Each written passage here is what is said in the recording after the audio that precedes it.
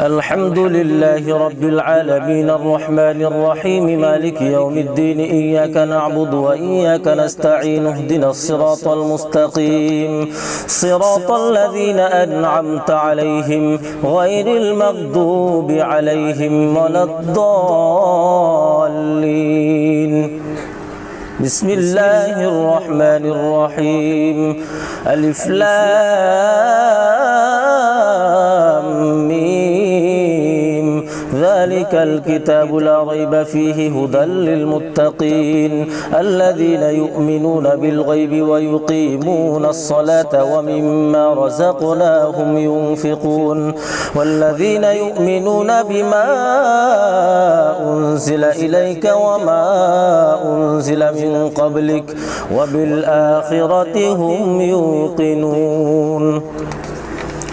أولئك على هدى من ربهم وأولئك هم المفلحون إن الذين كفروا سواء عليهم أأنذرتهم أم لم تنذرهم لا يؤمنون ختم الله على قلوبهم وعلى سمعهم وعلى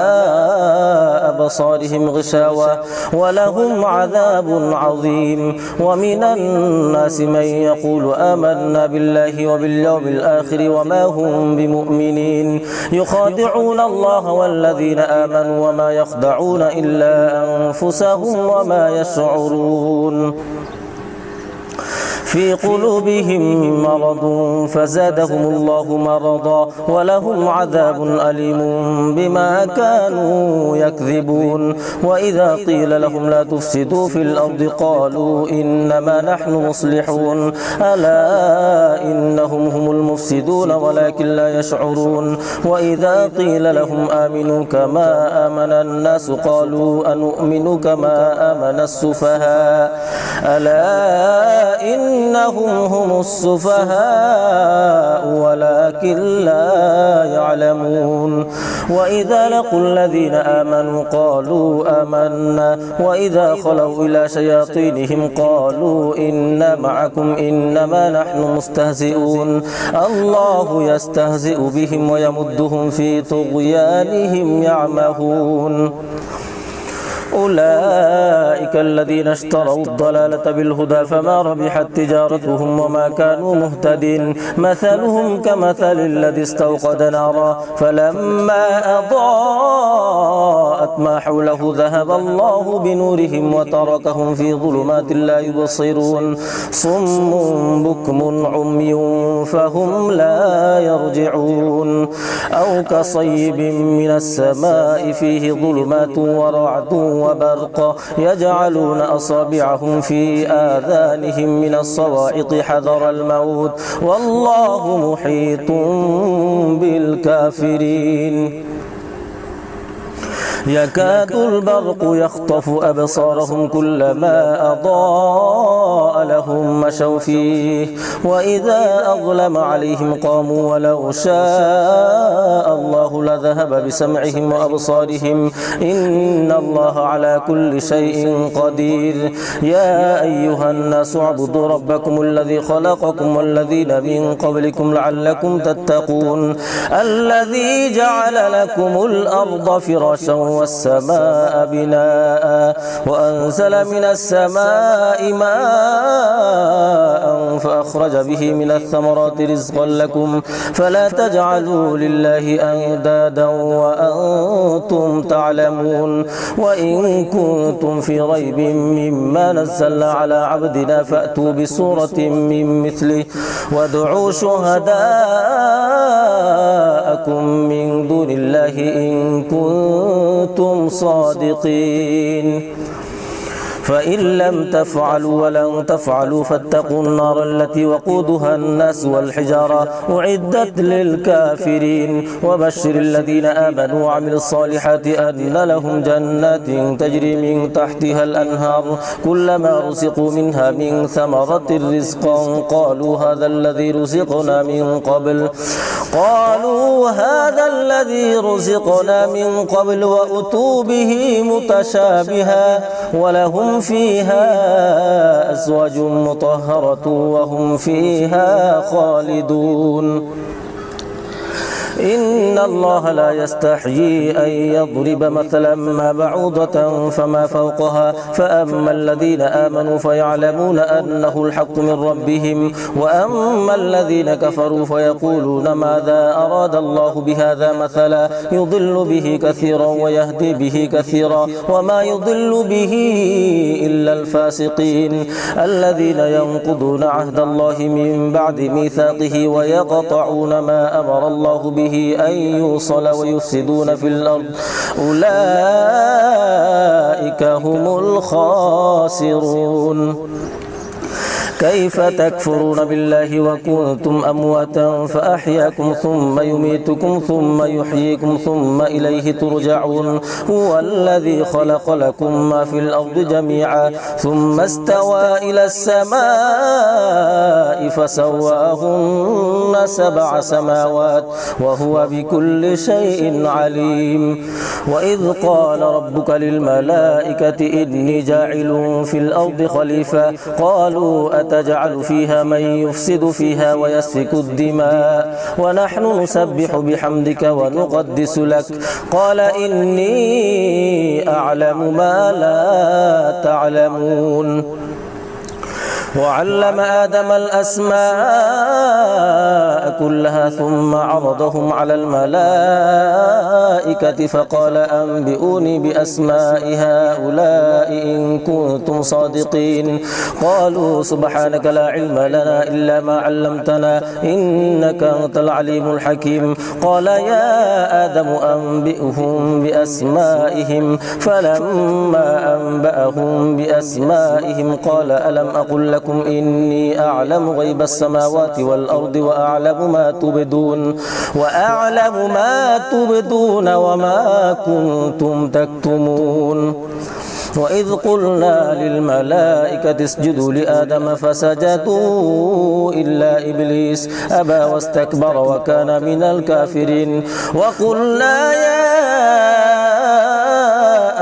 آدم اسكن أنت وزوجك الجنة وكلا منها رغدا حيث شئتما ولا تقربا هذه الشجرة فتكونا من الظالمين فأزلهما الشيطان عنها فأخرجهما مما كان فيه وقلنا اهبطوا بعضكم لبعض عدو ولكم في الأرض مستقر ومتاع إلى حين فتلقى آدم من ربه كلمات فتاب عليه إنه هو التواب الرحيم قلنا اهبطوا منها جميعا فإما يأتينكم مني هدى فمن تبع هداي فلا خوف عليهم ولا هم يحزنون والذين كفروا وكذبوا بآياتنا أولئك أصحاب النار هم فيها خالدون يا بني إسرائيل اذكروا نعمتي التي أنعمت عليكم وأوفوا بعهدي أوف بعهدكم وإياي فارهبون وآمنوا بما أنزلت مصدقا لما معكم ولا تكونوا أول كافر به ولا تشتروا بآياتي ثمنا قليلا وإياي فاتقون ولا تلبسوا الحق بالباطل وتكتموا الحق وأنتم تعلمون وأقيموا الصلاة وآتوا الزكاة واركعوا مع الراكعين أتأمرون الناس بالبر وتنسون أنفسكم وأنتم تتلون الكتاب أفلا تعقلون واستعينوا بالصبر والصلاة وإنها لكبيرة إلا على الخاشعين الذين يظنون أنهم ملاقو ربهم وأنهم إليه راجعون يا بني إسرائيل اذكروا نعمتي التي أنعمت عليكم وأني فضلتكم على العالمين واتقوا يوما لا تجزي نفس عن نفس شيئا ولا يقبل منها شفاعة ولا يؤخذ منها عدل ولا هم ينصرون وإذ نجيناكم من آل فرعون يسومونكم سوء العذاب يذبحون أبناءكم ويستحيون نساءكم وفي ذلكم بلاء من ربكم عظيم وإذ فرقنا بكم البحر فأنجيناكم وأغرقنا آل فرعون وأنتم تنظرون وإذ واعدنا موسى 40 ليلة ثم اتخذتم العجل من بعده وأنتم ظالمون ثم عفونا عنكم من بعد ذلك لعلكم تشكرون وإذ آتينا موسى الكتاب والفرقان لعلكم تهتدون وإذ قال موسى لقومه يا قوم إنكم ظلمتم أنفسكم باتخاذكم العجل فتوبوا إلى بارئكم فاقتلوا أنفسكم ذلكم خير لكم عند بارئكم فتاب عليكم إنه هو التواب الرحيم وإذ قلتم يا موسى لن نؤمن لك حتى نرى الله جهرة فأخذتكم الصاعقة وأنتم تنظرون ثم بعثناكم من بعد موتكم لعلكم تشكرون وظللنا عليكم الغمام وأنزلنا عليكم المن والسلوى كلوا من طيبات ما رزقناكم وما ظلمونا ولكن كانوا أنفسهم يظلمون وإذ قلنا ادخلوا هذه القرية فكلوا منها حيث شئتم رغدا وادخلوا الباب سجدا وقولوا حطة نغفر لكم خطاياكم وسنزيد المحسنين فبدل الذين ظلموا قولا غير الذي قيل لهم فأنزلنا على الذين ظلموا رجسا من السماء بما كانوا يفسقون وإذ استسقى موسى لقومه فقلنا اضرب بعصاك الحجر فانفجرت منه 12 عينا قد علم كل أناس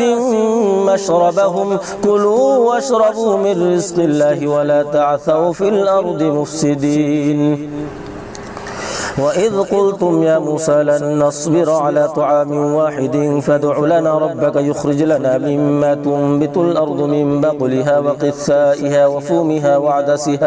وفومها وعدسها وبصلها قال أتستبدلون الذي هو أدنى بالذي هو خير اهبطوا مصرا فإن لكم ما سألتم وضربت عليهم الذلة والمسكنة وباءوا بغضب من الله ذلك بأنهم كانوا يكفرون بآيات الله ويقتلون النبيين بغير الحق ذلك بما عصوا وكانوا يعتدون إن الذين آمنوا والذين هادوا والنصارى والصابئين من آمن بالله واليوم الآخر وعمل صالحا فلهم أجرهم عند ربهم ولا خوف عليهم ولا هم يحزنون وإذ أخذنا ميثاقكم ورفعنا فوقكم الطور خذوا ما آتيناكم بقوة واذكروا ما فيه لعلكم تتقون ثم توليتم من بعد ذلك فلولا فضل الله عليكم ورحمته لكنتم من الخاسرين ولقد علمتم الذين اعتدوا منكم في السبت فقلنا لهم كونوا قردة خاسئين فجعلناها نكالا لما بين يديها وما خلفها وموعظة للمتقين وإذ قال موسى لقومه إن الله يأمركم أن تذبحوا بقرة قالوا أتتخذنا هزوا قال أعوذ بالله أن أكون من الجاهلين قالوا ادع لنا ربك يبين لنا ما هي قال إنه يقول إنها بقرة لا فارض ولا بكر عوان بين ذلك فافعلوا ما تؤمرون قالوا ادع لنا ربك يبين لنا ما لونها قال إنه يقول إنها بقرة صفراء فاقع لونها تسر الناظرين قالوا ادع لنا ربك يبين لنا ما هي إن البقرة تشابه علينا وإنا إن شاء الله لمهتدون قال إنه يقول إنها بقرة لا ذلول تثير الأرض ولا تسقي الحرث مسلمة لا شية فيها قالوا الآن جئت بالحق فذبحوها وما كادوا يفعلون وإذ قتلتم نفسا فادارأتم فيها والله مخرج ما كنتم تكتمون فقلنا اضربوه ببعضها كذلك يحيي الله الموتى ويريكم آياته لعلكم تعقلون ثم قست قلوبكم من بعد ذلك فهي كالحجارة أو أشد قسوة وإن من الحجارة لما يتفجر منه الأنهار وإن منها لما يشقق فيخرج منه الماء وإن منها لما يهبط من خشية الله وما الله بغافل عما تعملون أفتطمعون أن يؤمنوا لكم وقد كان فريق منهم يسمعون كلام الله ثم يحرفونه من بعد ما عقلوه وهم يعلمون وإذا لقوا الذين آمنوا قالوا آمنا وإذا خلا بعضهم إلى بعض قالوا أتحدثونهم بما فتح الله عليكم ليحاجوكم به عند ربكم أفلا تعقلون أولا يعلمون أن الله يعلم ما يسرون وما يعلنون ومنهم أميون لا يعلمون الكتاب إلا أماني وإن هم إلا يظنون فويل للذين يكتبون الكتاب بأيديهم ثم يقولون هذا من عند الله ليشتروا به ثمنا قليلا فويل لهم مما كتبت أيديهم وويل لهم مما يكسبون وقالوا لن تمسنا النار إلا أياما معدودة قل أتخذتم عند الله عهدا فلن يخلف الله عهده أم تقولون على الله ما لا تعلمون بلى من كسب سيئة وأحاطت به خطيئته فأولئك أصحاب النار هم فيها خالدون والذين آمنوا وعملوا الصالحات أولئك أصحاب الجنة هم فيها خالدون وإذ أخذنا ميثاق بني إسرائيل لا تعبدون إلا الله وبالوالدين إحسانا وذي القربى واليتامى والمساكين وقولوا للناس حسنا وأقيموا الصلاة وآتوا الزكاة ثم توليتم إلا قليلا منكم وأنتم معرضون وإذ أخذنا ميثاقكم لا تسفكون دماءكم ولا تخرجون أنفسكم من دياركم ثم أقررتم وأنتم تشهدون ثم أنتم هؤلاء تقتلون أنفسكم وتخرجون فريقا منكم من ديارهم تظاهرون عليهم بالإثم والعدوان وإن يأتوكم أسارى تفادوهم وهو محرم عليكم إخراجهم أفتؤمنون ببعض الكتاب وتكفرون ببعض فما جزاء من يفعل ذلك منكم إلا خزي في الحياة الدنيا ويوم القيامة يردون إلى أشد العذاب وما الله بغافل عما تعملون أولئك الذين اشتروا الحياة الدنيا بالآخرة فلا يخفف عنهم العذاب ولا هم ينصرون ولقد آتينا موسى الكتاب وقفينا من بعده بالرسل وآتينا عيسى ابن مريم البينات وأيدناه بروح القدس أفكلما جاءكم رسول بما لا تهوى أنفسكم استكبرتم ففريقا كذبتم وفريقا تقتلون وقالوا قلوبنا غلف بل لعنهم الله بكفرهم فقليلا ما يؤمنون ولما جاءهم جاءهم كتاب من عند الله مصدق لما معهم وكانوا من قبل يستفتحون على الذين كفروا فلما جاءهم ما عرفوا كفروا به فلعنة الله على الكافرين بئس ما اشتروا به أنفسهم أن يكفروا بما أنزل الله بغيا أن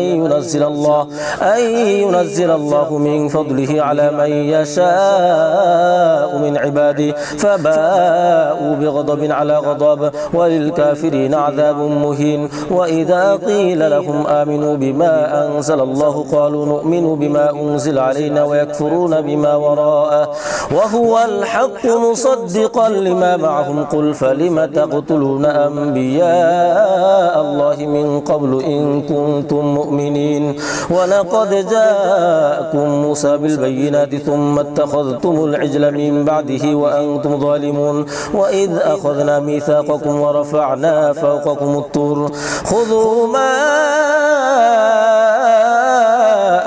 آتيناكم بقوة واسمعوا قالوا سمعنا وعصينا وأشربوا في قلوبهم العجل بكفرهم قل بئس ما يأمركم به إيمانكم إن كنتم مؤمنين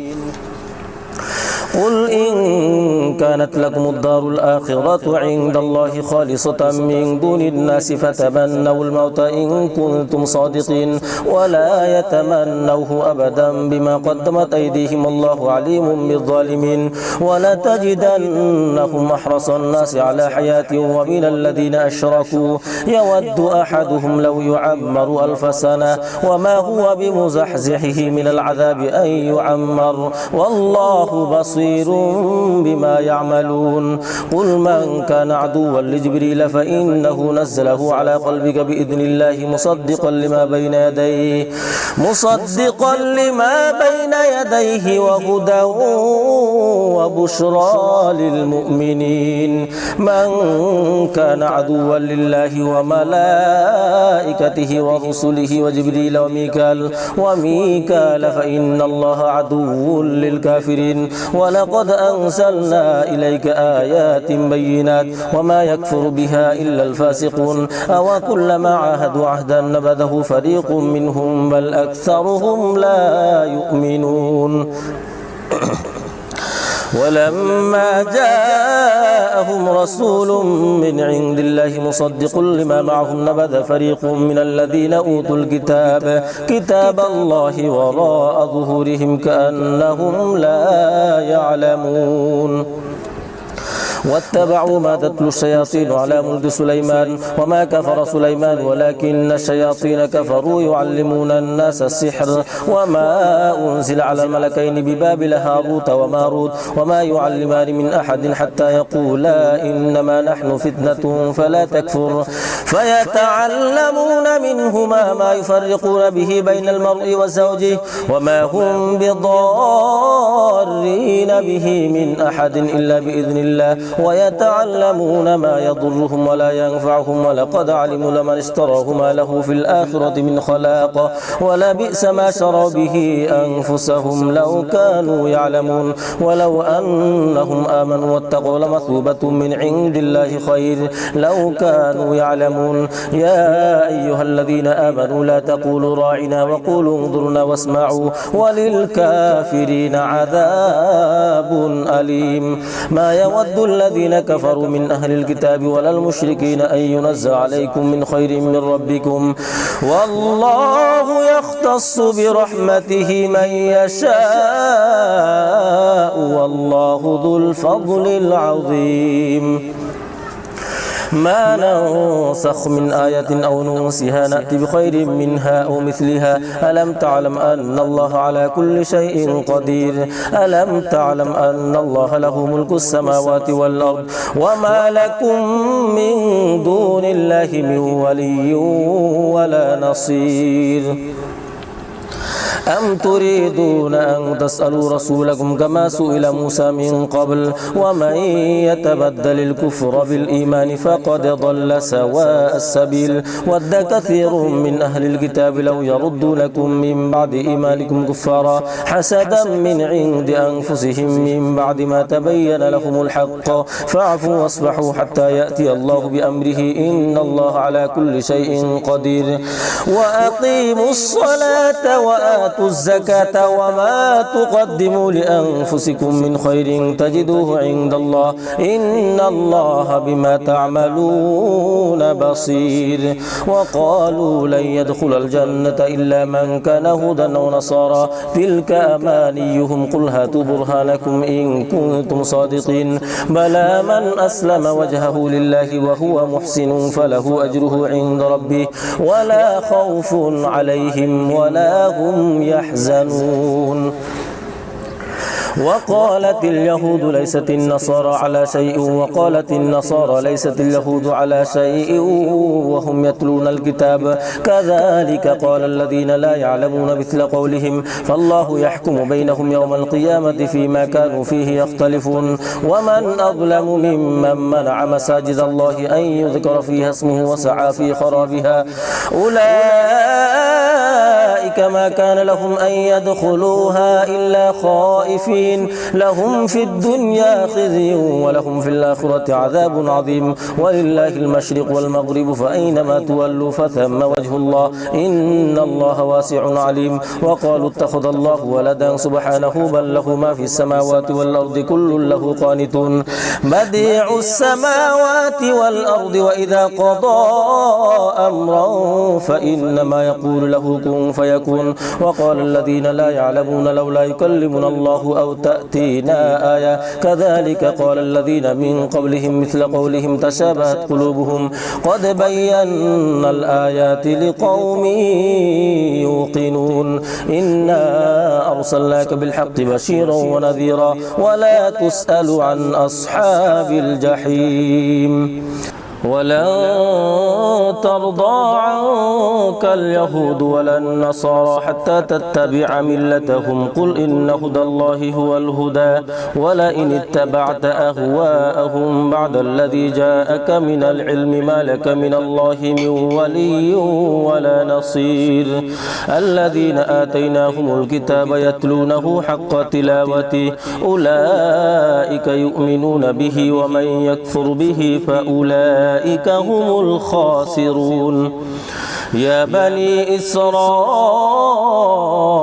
اذكروا نعمتي التي أنعمت عليكم وأني فضلتكم على العالمين واتقوا يوما لا تجزي نفس عن نفس شيئا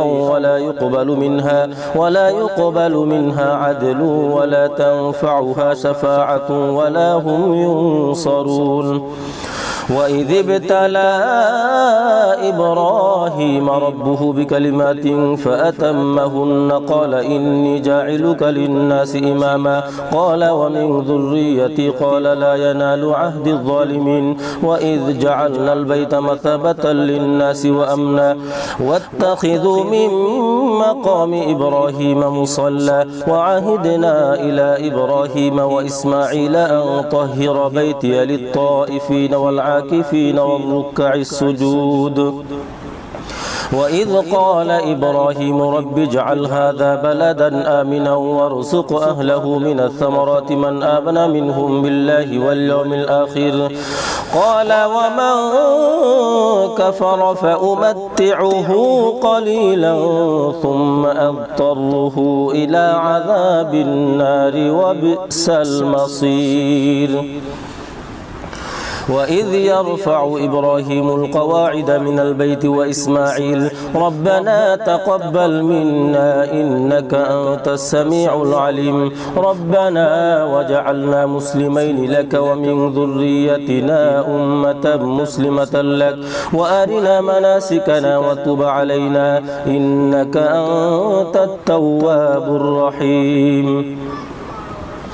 ربنا وبعث فيهم رسولا منهم يتلو عليهم آياتك ويعلمهم الكتاب والحكمة ويزكيهم إنك أنت العزيز الحكيم ومن يرغب عن ملة إبراهيم إلا من سفه نفسه ولقد اصطفيناه في الدنيا وإنه في الآخرة لمن الصالحين إذ قال له ربه أسلم قال أسلمت لرب العالمين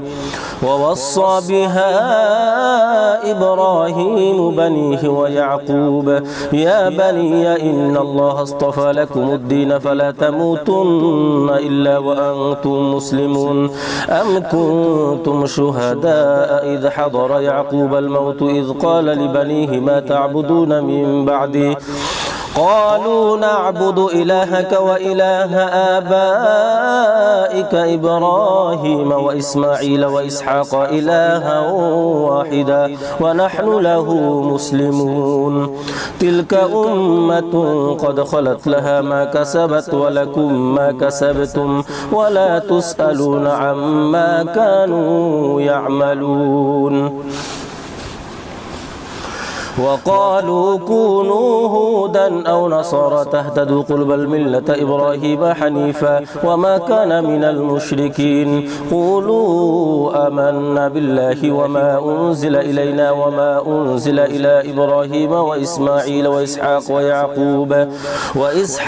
ويعقوب والأسباط وما أوتي موسى وعيسى وما أوتي النبيون من ربهم